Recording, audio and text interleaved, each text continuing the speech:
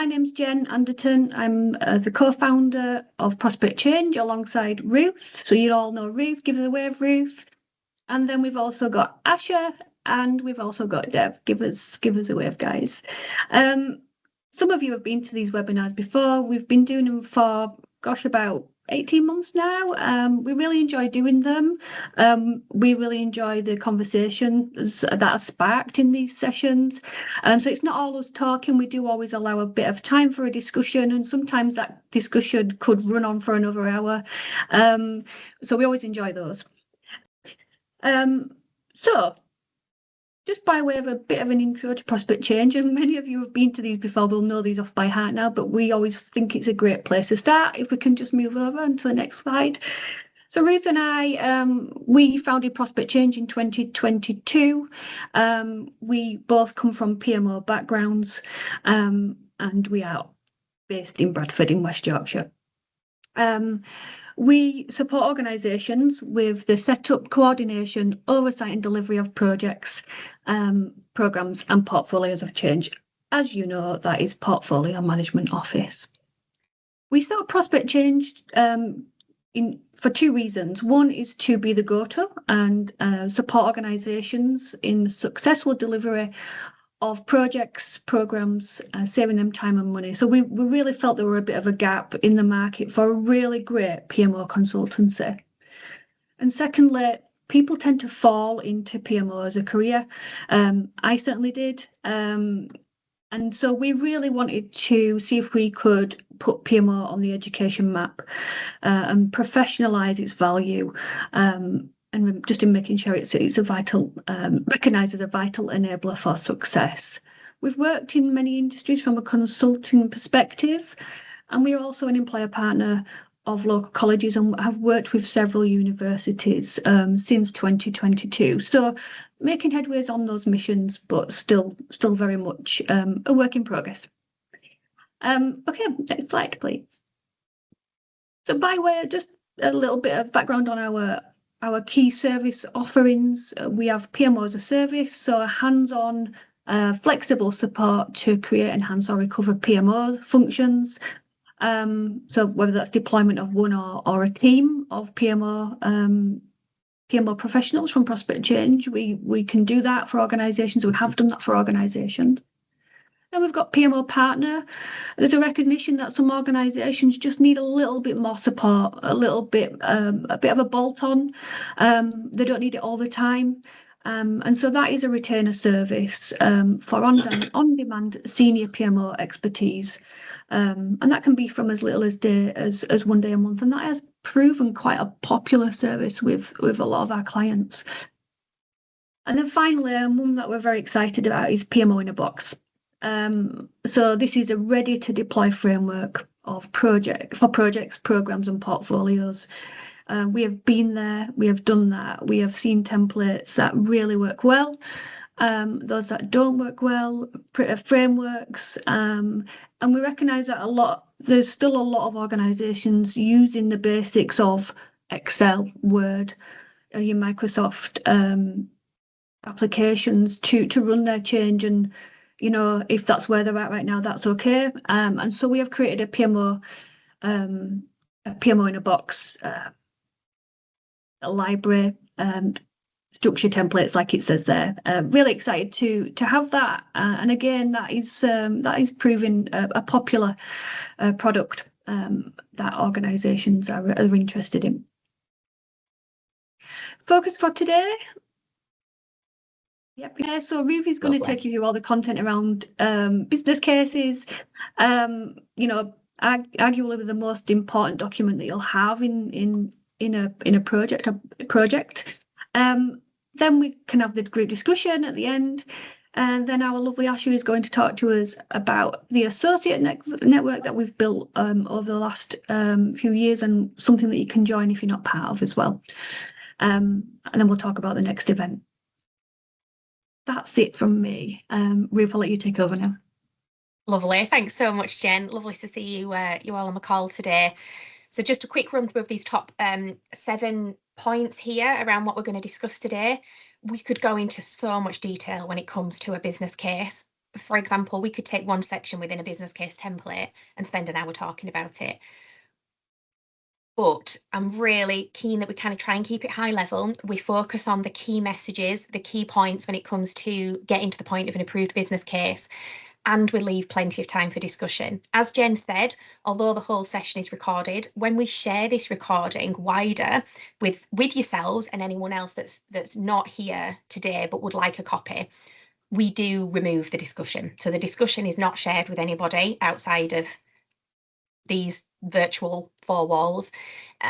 So you can be assured that discussion does remain confidential between us. But as Jen said, yeah, just for your own peace of mind, avoid names, etc. But what we're going to go through today, so 7 key points, starting with the change, not with the paperwork being the business case itself. Where does the business case sit when it comes to the project lifecycle or the change lifecycle generally? The value in the process of creating the business case, knowing your audience, telling that story. We like to refer to a business case as a story. How long is a piece of string? I'm sure you know where I'm going to go with that one. And then some top tips and quick wins. I'm going to try, what time are we on? I'm going to try to keep this to half an hour to give us a good 20 minutes for discussion, because I'm sure you're on this call either to support prospect change, and therefore you're bringing your much appreciated knowledge and experience to discussion, and or you have a question and something that you'd like to get out of this hour. So I want to make sure there's plenty of time for group discussion at the end. And as Jen said, feel free to bob questions into the Q&A. The rest of the team, as I'm talking, will come back to you, and I'm sure other members of other attendees will come back to you as well. But equally, we can refer to them in the group discussion also. Right, start with the change and not the paperwork. This is really important. I always refer to projects as being like the filling of a sandwich. You should start with the change. You start with the change and you end with the change. Change is your bread. And no project should kick off until the change is properly understood. So before a business case is written, the organisation needs to agree what the change is, and agree that it is actually worth exploring. So what is the change that this project will deliver? The project is a means to an end. It will deliver the change. And then right at the end, you end with the change as well. Because once a project is delivered, there are often benefits and outcomes that will be realised post-closure. That change isn't embedded sustainably within the organisation until after a project has closed. So you must start and end with the change. So before we even get to the point of creating a business case, you need to ensure these 4 elements have been explored. So is it a problem that needs to be fixed? What's not working today? What's going wrong? What's causing frustration? Is it a risk? So it's something that could happen. For example, there may be poor security protocols within an organisation, and you're immediately at risk of a breach. So there would be a project stood up, the change being to improve security protocols. Is it an opportunity that would unlock value, and what is that? So we're seeing a lot of organisations look into AI as opportunities. Rather than trying to fix a problem or address a risk, it's an opportunity that they'd like to take advantage of. Or is it an issue regulatory change that needs to be responded to? That's often your reactive change. So there's a regulatory change that happens that impacts the organisation. You need to respond to that change. You understand what that change is, what change is needed, and then stand up a project. That creates shared appetite, early buy-in, a clear message and measure of success. What does success look and feel like on this journey of change? And a strong link to organisational measures such as KPIs, OKRs, strategic objectives, etc. It's not about rushing to justify the project itself. First of all, you must test whether the change is needed and it's going to bring value to the organisation. It's very important to say that, because you can jump in too early with a business case. Point 2. Where does this business case sit within the cycle? And this leads on quite nicely from starting with the change. So a business case is usually the final output of the first delivery phase after an idea has entered the portfolio. And that final bit after the idea has entered a portfolio is critical. So organisations have different life cycles.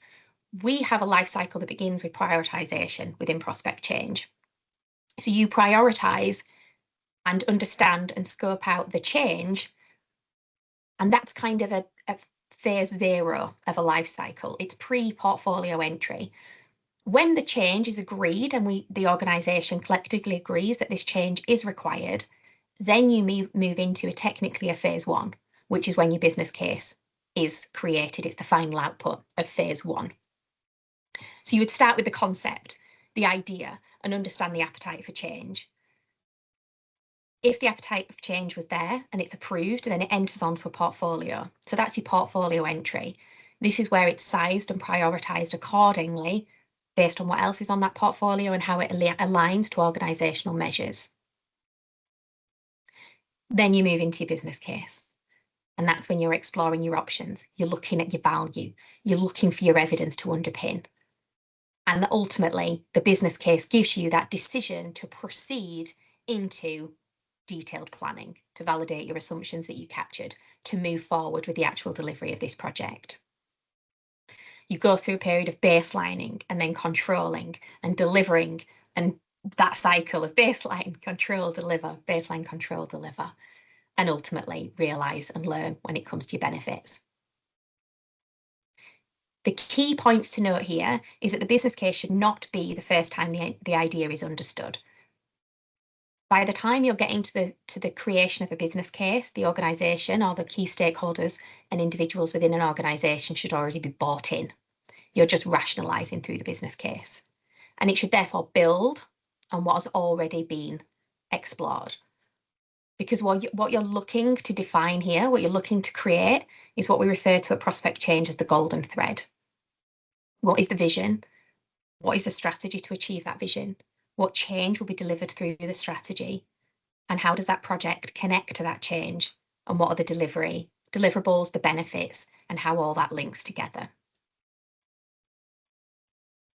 So your business case happens within, let's call it phase 2 for the sake of argument. So you're securing the need for change and then you're moving into rationalising. But it is worth bearing in mind that it's not a one and done. Your business case should be updated throughout that life cycle. So anytime something is rebaselined that changes, that golden triangle, benefits in the middle, time scope, and cost around your 3 corners, anything that causes that triangle to change once it's been baselined will likely result in a rebaselining and an update to your business case.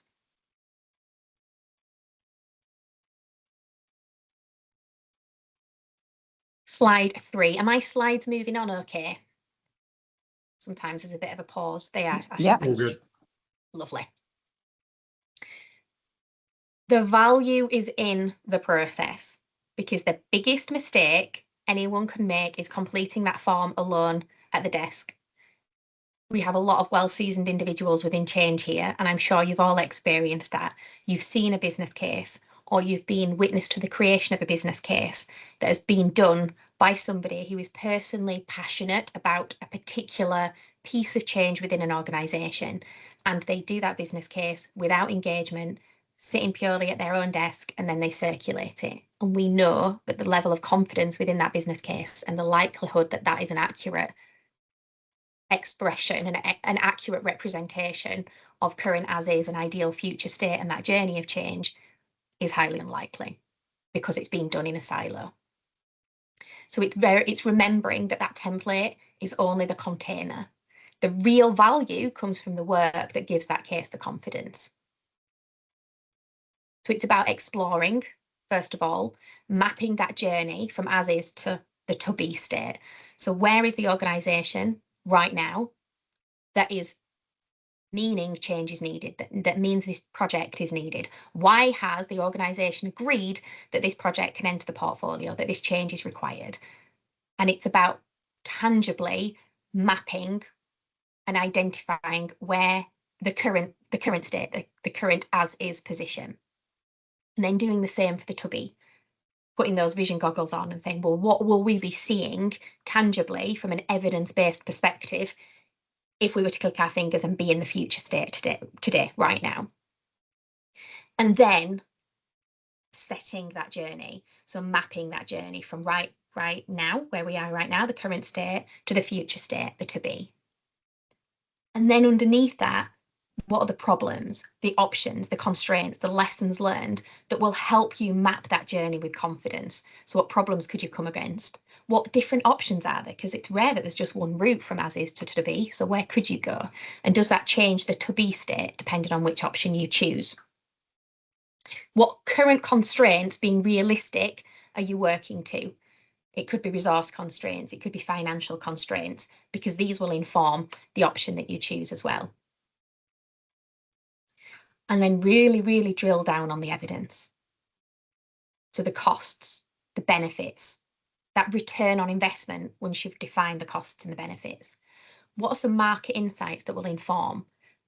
And then validate assumptions as much as you possibly can.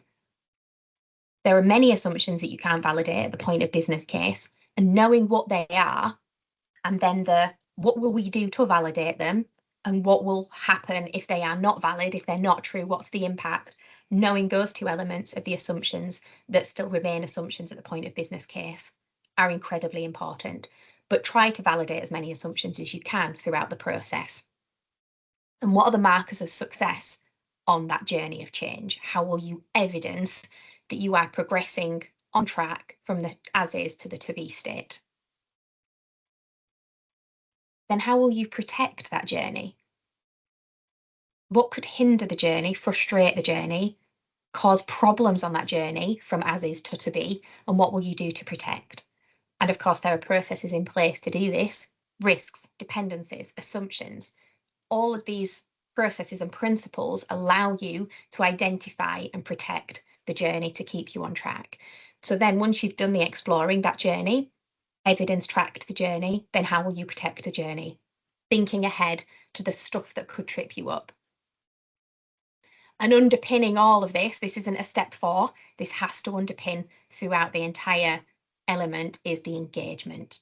Stakeholders, owners, users, decision makers, who are they?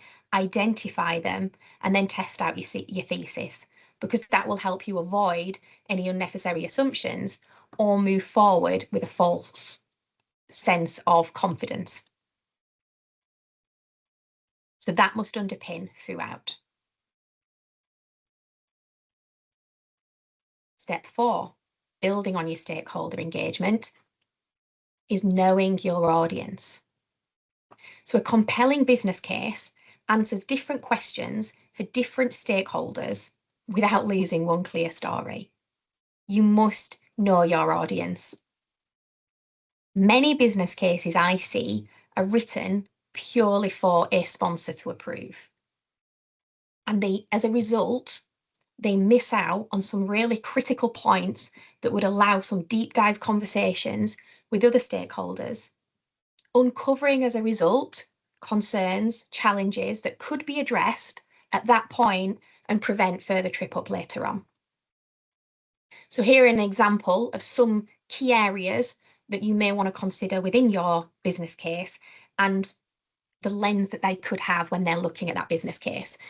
And pulling out key points from a business case is really valuable as well. You don't necessarily need to share an entire business case template with all of your stakeholders. You could pull out key elements that you feel would be really valuable to them. Or you could sit down with them and talk them through it and have a conversation, which is even more valuable. Finance. So what are finance focused on? They're focused on the cost, the return on investment, how it's going to be funded, and whether or not it's affordable. So will this be funded from current budget, or do you need to request further budget? Is this a return on investment? So you expect as a result of the budget that will be put down, you will be doubling that budget and doubling that money and giving it back in 18 months' time? Or is this an enabler for future change? What is the confidence level in those finances? A strategy director or a strategy specialist within an organisation, they're not so much going to be looking at the money. They're going to be interested in whether or not it fits priorities and measures. Does it align to the current strategic journey? Does it cause any disruption to other strategic changes that they're overseeing? Does it contradict or does it duplicate anything else that is already on the portfolio? Will it help them deliver their strategy more successfully or quicker? PMO. PMO are going to be looking at the governance and delivery control, the qualitative and the quantitative requirements that are being driven out of that business case. Is it ticking the quantitative boxes? Has it asked all the right questions and ticked those boxes? And qualitatively, has it done it in the right way? Is there a high level of confidence and maturity within the business case that means it can move forward with a confident golden triangle? Risk and compliance. They're going to be interested in what risks does this address? Is there current organisational risk that this project will address and mitigate? Or does it introduce and expose the organisation in any way, financially, reputationally, etc.? So they're looking at what risks will it address and what risks will it cause. IT. IT are a key stakeholder, often engaged too late because they can be considered as a difficult stakeholder because they ask the questions that you may not have the answers to at this point in time.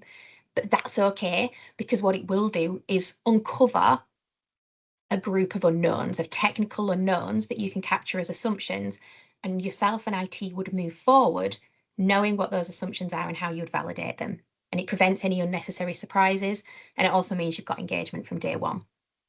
They're interested in technical resource needs and impacts, any integration requirements, system and service impact.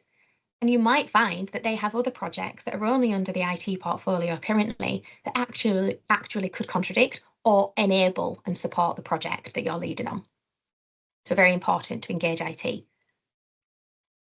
People and change. They're definitely not focused really on the IT, the finances, the PMO side of things, but they are interested in the change load. What does this mean for the people? What's the testing and readiness requirements? What's the adoption need?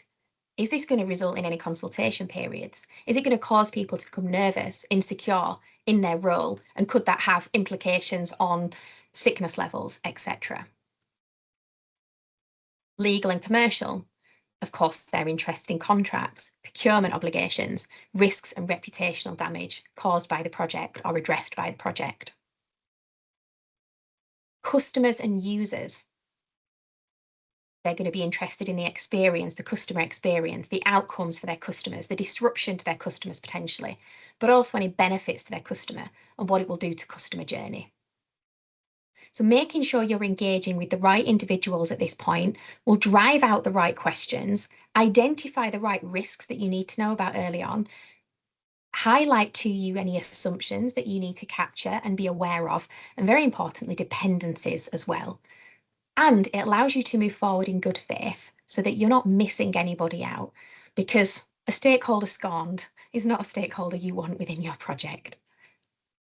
Keep the executive story simple and use the evidence behind it to satisfy the detail needed by each audience group.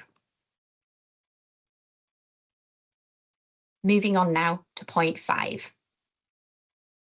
Telling the story with confidence. At Prospect Change, we always refer to a business case as telling a story.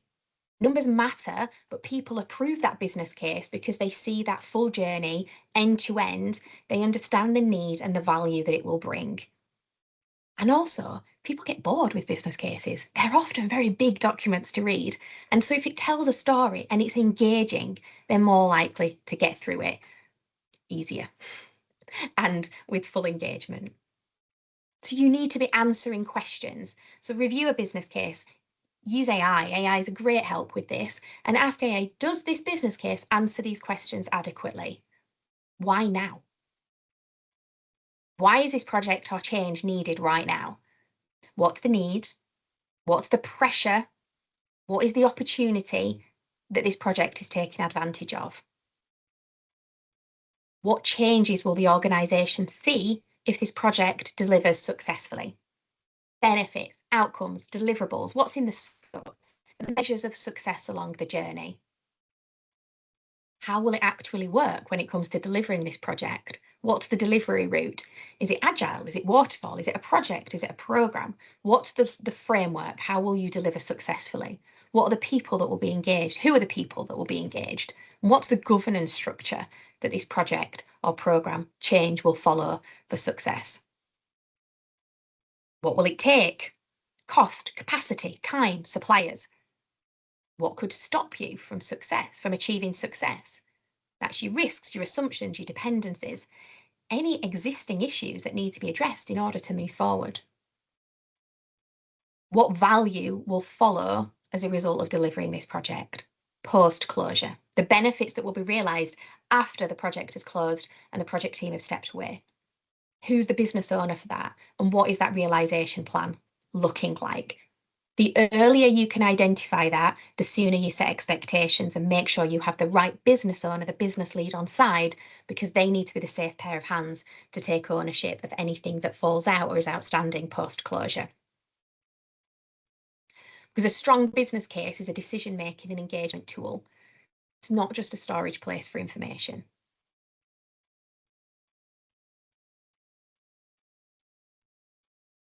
Point 6. How long is a piece of string?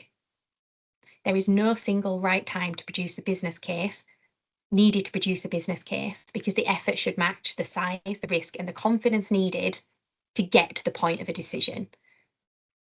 Some business cases can be done very quickly, a matter of weeks, a couple of workshops, a number of conversations, and you're there with it. Others can take many, many, many, many months. So it's very important, if you're coming at this from a PMO perspective and you're putting in expectations of a process for the creation of a business case, that you do remember the how long is a piece of string term, because depending on the size of project will depend on the size of it. Now, that's not to say you can't take a kind of quick win approach and do it almost in phases or in spikes. You can absolutely do that. But if we're talking about creating a business case for an end-to-end delivery of a project or program, it is how long is a piece of string. So a small project, a lighter business case, a few weeks, usually business-led. You don't usually put a PM on it at that point, or you would ask a project manager who had a little bit of capacity alongside delivery to pick up the business case. You've got a clear problem, a clear response, clear opportunity, whatever it might be. It's simple in terms of the budget, the delivery, the risks feel manageable, and dependencies are limited. You can get that over the line quite quickly. Most business cases, though, fall into the middle box, standard business case. Usually they will take a few weeks up to a few months. You're looking at options. You might have 3, 4 options, including a do nothing, benefits for each of those, a cost and scope element to each of those, timeline for each of those options. You're delving deep into risks, dependencies, assumptions, and you will definitely need various and numerous stakeholder input sessions with lots of different stakeholders. And this ideally would need to be project manager led. So you'd need to ideally have a project manager on this, not a business lead. Then there are some really big pieces of change, your strategic stuff, your transformational stuff. This can take months and months of discovery. It's not unusual for things that fall into a strategic case to take 12 to 18 months to get to the point of a confident business case. It needs to get to that point, a dedicated budget, a plan for a plan. So what is the plan, the resource approach, the budget to get to the point of business case? This is often approved on a no regrets basis, because you might get to that business case and say, it's not for us. We can't proceed. So if you are putting a budget to a business case, be clear it's no regrets. Because what I have seen a number of times is budget given to budget allocated to the creation of a business case, budget allocated to the creation of a business case, that then the view is, look, we've already spent all this money, we need to keep going. So we spent 250,000, let's still spend the 5 million, even though it doesn't really work out. You have to be prepared to say no and walk away and lose that money on a no regrets basis. But those big stuff, Months of discovery, dedicated budget, a plan to business case, and you will often need a small team mobilising in order to get to that stage. You might even need to bring in suppliers occasionally as well. So that's a heavy, heavy piece of discovery. Very much think of yourself as needing a mini plan and a mini project to get to the main project. For those big decisions, do not force false certainty just to get it over the line, because the regrets will come later and the problems and issues will come later. Fund discovery to reach an evidence-based decision with confidence so that you can say yes or no off the back of that.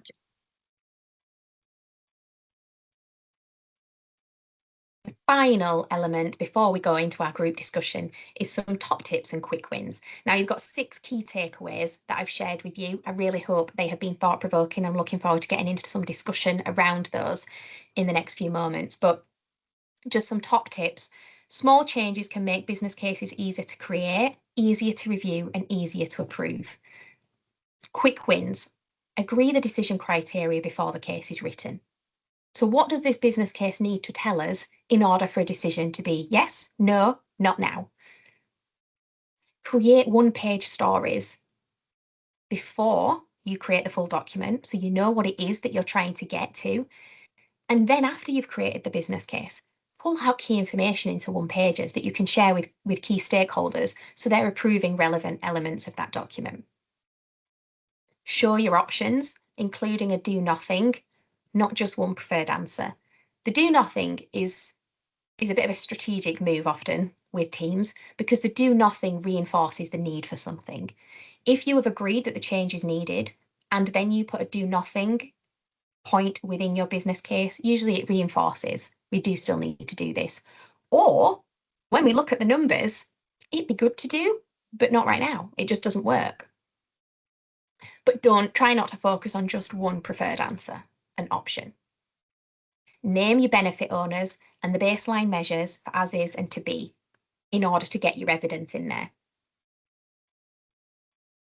Quick wins for getting approval. Run your plan and your RAID, as in risks, assumptions, issues, dependencies, decisions, actions, even questions from day one. So as you're creating your business case, bear in mind that business case is a final output of an entire business case phase. Have your documentation running aside it. So all assumptions that go into your business case are also in your assumptions log. All your key milestones that are in your business case are in a plan and have been tested with the tasks that sit below them. Same for assumptions, issues. What are the key decisions in the business case? Have them in your decisions log. So make sure you're running it alongside, assuming there is a project manager on it. So that's for options 2 and options 3, usually in the creation of a business case.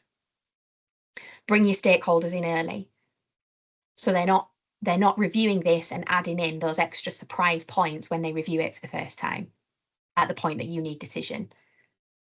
Refer to learnings, point 3, from similar projects. Lean on your PMO. Ask them what projects have gone before, so that they are or should be the custodians of lessons learned, to be able to help you, point you in the right directions of learning, so you can replicate where people have done it really well, PMs have done it really well in the past, but avoid where failure has been experienced in the past as well.